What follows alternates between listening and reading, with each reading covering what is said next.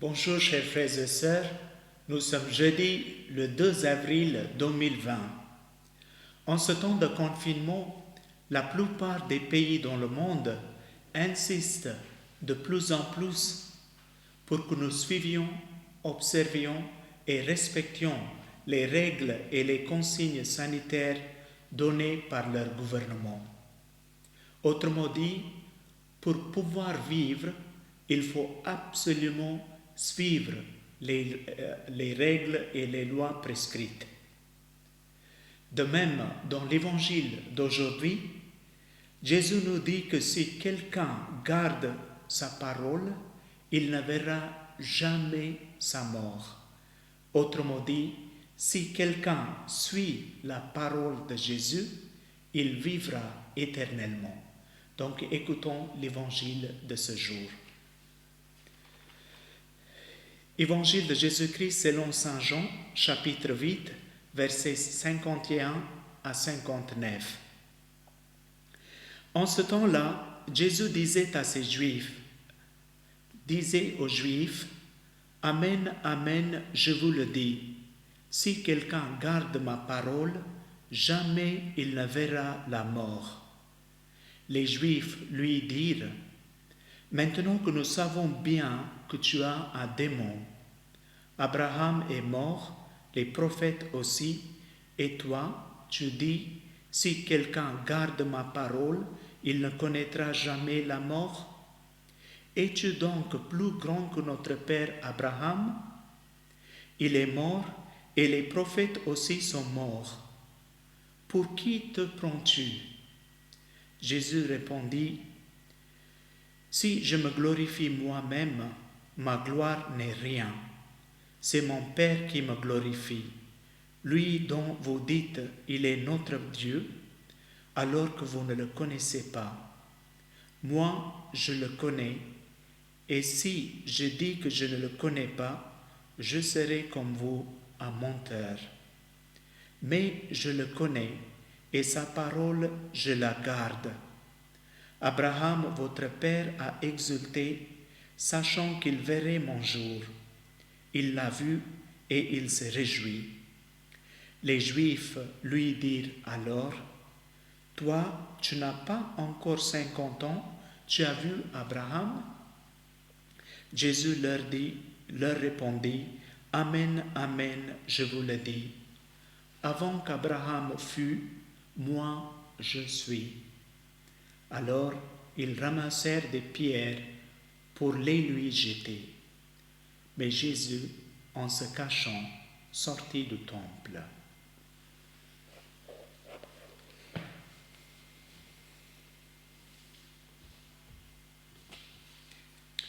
En 2005, le célèbre entrepreneur, fondateur et PDG de la société Apple, Steve Jobs, s'adressant aux élèves de l'université de Stanford, a dit ceci, « Personne ne veut mourir. Même les gens qui veulent aller au ciel, au paradis, ne veulent pas mourir pour y aller tout de suite. Nous ne voulons pas mourir. Nous avons un grand désir pour vivre, désir de vivre. Nous faisons tout ce que nous pouvons pour protéger notre vie. C'est ce que tous les pays du monde sont en train de faire en ce temps-ci contre l'épidémie. Par ailleurs, dans l'évangile d'aujourd'hui, Jésus dit « Amen, Amen, je vous le dis, si quelqu'un garde ma parole, jamais il ne verra la mort. » Autrement dit, quiconque garde sa parole ou vit de sa parole sera protégé et va posséder la vie éternelle. La mort dont il parle ici n'est pas celle de notre mort physique, mais celle de notre âme, la séparation de notre âme d'avec Dieu. Ensuite, pour pouvoir garder la parole de Jésus, il faut d'abord et avant tout savoir quelle est sa parole, quelles sont ces paroles. Il faut se renseigner et s'imprégner de ces paroles. Il faut les écouter et les méditer. Garder sa parole, c'est y demeurer, en faire l'élément intérieur de notre vie et l'élément spirituel de notre vie, et enfin y obéir et la mettre en pratique dans toute notre conduite. De fait, si nous gardons la parole de Dieu, non seulement nous vivrons, mais aussi nous fleurirons et nous porterons beaucoup de fruits dans notre vie. Comme le dit le premier psaume au verset 3, moi j'aime beaucoup ce verset, celui qui médite sur la parole de Dieu est comme un arbre planté près des ruisseaux. Il donne du fruit en sa saison et son feuillage ne flétrit pas. Il réussit tout ce qu'il fait. Dans l'évangile de ce jour, les Juifs n'ont pas compris les paroles de Jésus. Ils n'ont pas reconnu sa parole comme divine. Jésus a beau essayer de leur faire comprendre son identité divine en leur disant « Avant qu'Abraham fût, moi je suis », c'est-à-dire leur révéler sa préexistence de Fils éternel par rapport à cet homme que fut Abraham. Ils ne comprennent pas ces paroles. Jésus parle de sa relation, de sa connaissance et de sa communion avec son Père. Mais eux sont choqués, même scandalisés par les affirmations de Jésus. En plus, ils l'accusent d'avoir un démon en lui et ensuite ils essayent de lapider. Pourquoi cela? En fait, Jésus et ses interlocuteurs juifs ne sont pas sur le même registre. Ceux-ci ne comprennent pas son langage.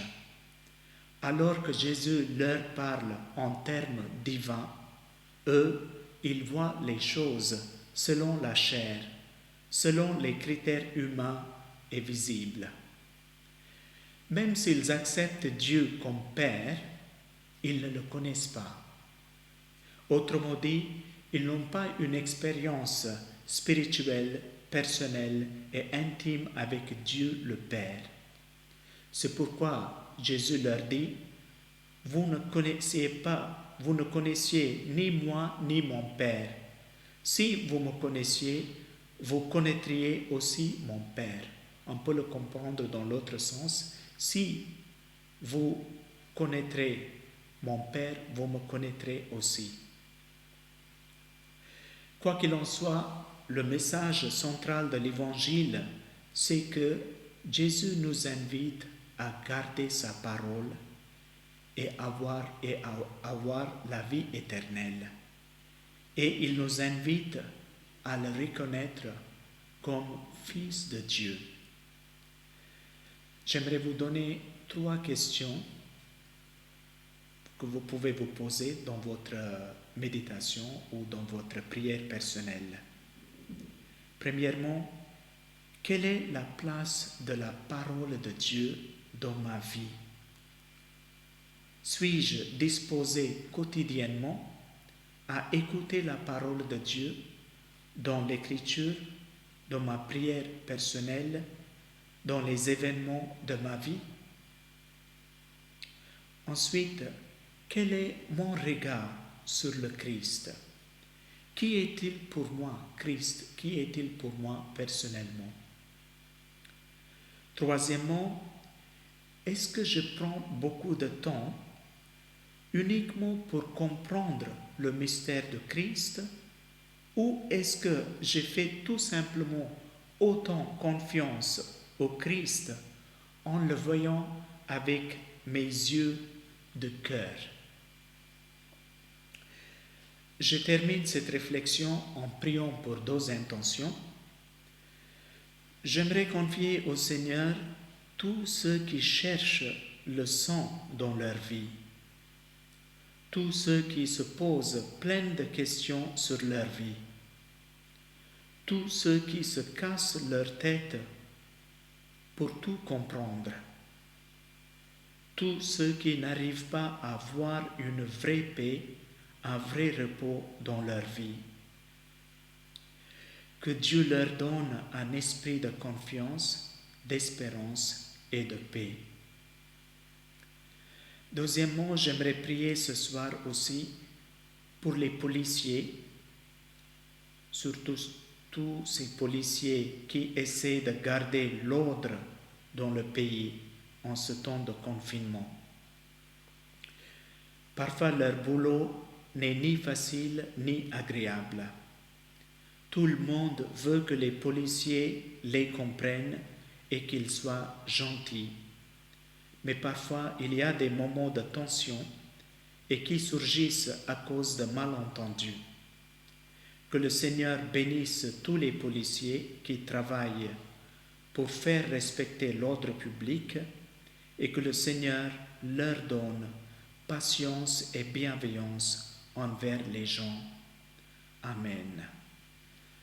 Que Dieu vous bénisse au nom du Père et du Fils et du Saint-Esprit. Amen.